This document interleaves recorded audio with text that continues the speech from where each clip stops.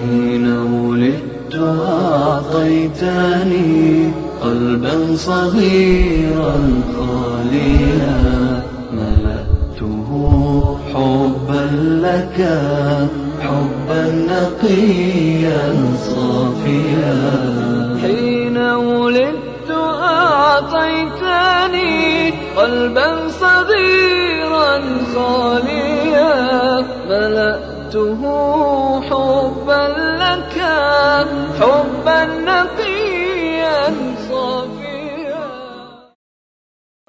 سلام علیکم. علیکم السلام و رحمت الله.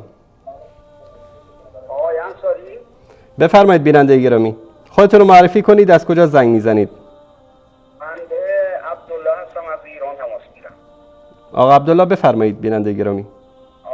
جناب انصاری، میخواستم ازتون تشکر کنم. واقعا این شرکیات و این خزعبلات و این بدعت هایی که واقعا این تشیع صفوی ابراز میکنه رو میذارید به نمایش مردم، در معرض نمایش میذارید، مردم رو بیدار میکنید.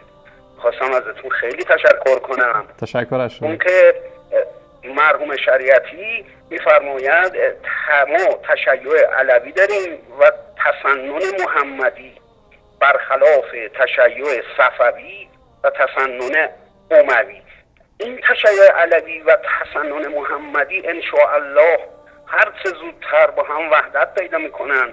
آمین. و با هم نماز جماعت میخونیم انشاءالله. و واقعا این صحبت هایی که ما میشنویم دلمون به درد میاد که ما علی رو دوست داشته باشیم ولی خدا رو دشمن بداریم، نعوذ بالله، و خدا ما رو دوست بداره. آخه این چه صحبت هایی میکنن؟ اینو از چه مأخذی میگیرن؟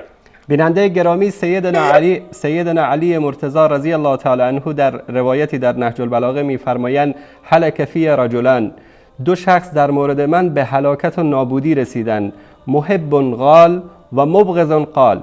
اون کسی که منو به اندازه افراد دوست داشته که در مورد من غلو کرده، و اون کسی که با من دشمنی کرده و به سبب این دشمنیش نابود شده.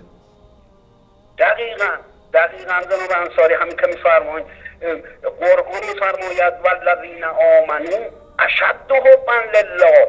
مگر میشود کسی قرآن را قبول داشته باشد ولی بغض خدا را داشته باشه و دوست علی باشه و خدا دوستش بداره؟ این واقعا اینا چه صحبت هایی میکنن؟ یا میگن که توکل تو علل علی و توکل تو علل حیدر یا خالق ارض و سما آقام ابوالفضل. اینها واقعا دل همه شیعیان را هم به درد میاره، غیر از اینکه اهل سنت را هم واقعا ناراحت میکنه. درست کاملا. و به هر حال من خیلی متشکرم جناب انصاری از زحماتی که شما میکشید. سلامت باشید. من میشه از شما بپرسم و خدا ان شاء الله توفیق به شما بده. سلامت باشید. میشه بپرسم از کجا زنگ میزنید بیننده گرامی؟ بله. از کدوم شهر زنگ میزنید؟ بنده اصفهانی هستم. ماشاءالله. الان در اصفهان نیستم. درست. لهجه شیرین اصفهانی صحبت کردید، به خاطر همین پرسیدم. الله متعال شما رو حفظ بکنه و سعادت دارین نصیبتون کنه. خیلی متشکرم. زنده باشید. سلامت باشید. تشکر از شما. زنده باشید. خدا نگهدار. حين ولدت أعطيتني قلبا صغيرا خاليا ملأته حبا لك حبا نقيا صافيا. حين ولدت